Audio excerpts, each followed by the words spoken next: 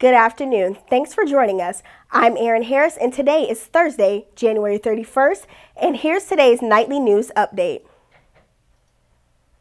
The UCF student arrested Tuesday on charges of possessing a machine gun and bump fire stocks made his first appearance in court yesterday. Max Bennett Chambers' bond was set at $5,150. According to OCSO, he posted bond Wednesday afternoon. The conditions of his bond include that he cannot return to UCF on his own at any time. And if Chambers does need to collect his personal belongings, he must be escorted by law enforcement. We will keep you updated as this situation continues.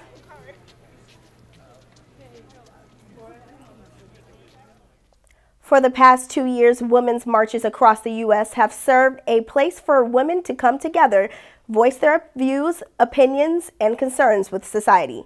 Nightly news reporter Rachel DeChico tells us about an underrepresented group who this year has started finding their place in the march. The 2019 Women's March seems to be the first to live up to its message of equality and inclusion. Multiple news outlets report a record-breaking number of transgender women came out to fight in solidarity with their cisgender sisters. One UCF student, Julia Lozada, was right there in D.C. to experience this union firsthand. It was really good. I wasn't expecting a lot because I went to the Women's March last year in Orlando, and it was very intersectional. This report isn't limited to the Capitol. The same push for inclusion could be seen in the Orlando Women's March as well.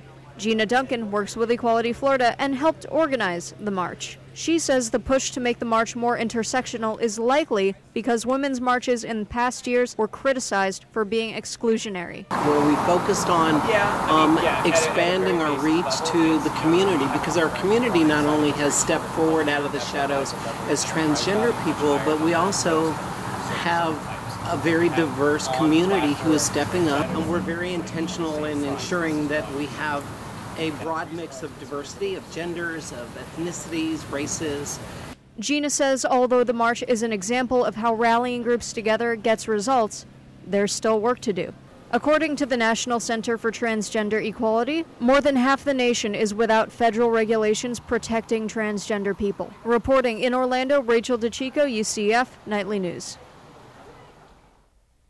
Equality Florida is a political advocacy group that serves the LGBTQ community through various projects. A young CEO and founder came back to UCF to share his roller coaster ride of a journey to success. Sam Terrell, CEO and founder of Hoop Brothers, started his business from the ground up when he was only 18 years old. He came back to his alma mater, UCF, to share his success story with eager young entrepreneurs. Terrell talked about being your most authentic self and gave students advice to starting up their own business. What do you want to contribute to the world? And there are definitely times and places where mentors are very helpful, but for me personally, I found a lot of strength and confidence by listening to my inner voice.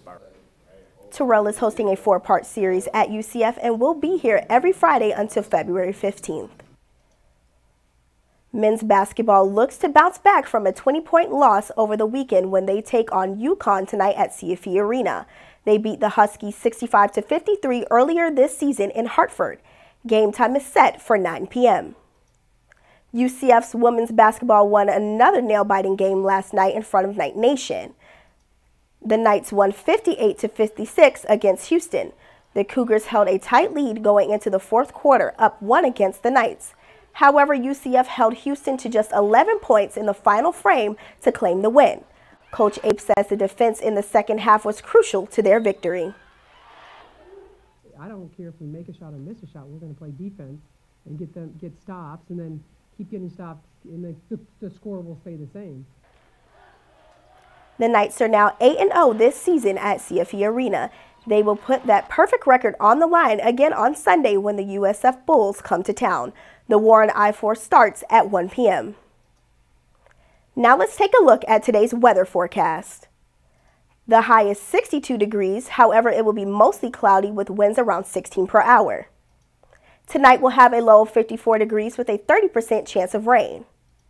For tomorrow, we're looking at a high of 70 degrees throughout the day with a 30% chance of rain. And by nighttime, we will have a low of 61. And that's all the time we have for today. Thanks for watching. Make sure to keep up with all that's happening throughout the week by following us on Twitter at UCF Nightly News. Also, make sure to tune into our newscast on Fridays at 1 p.m. on Spectrum Channel 734. I'm Erin Harris. Have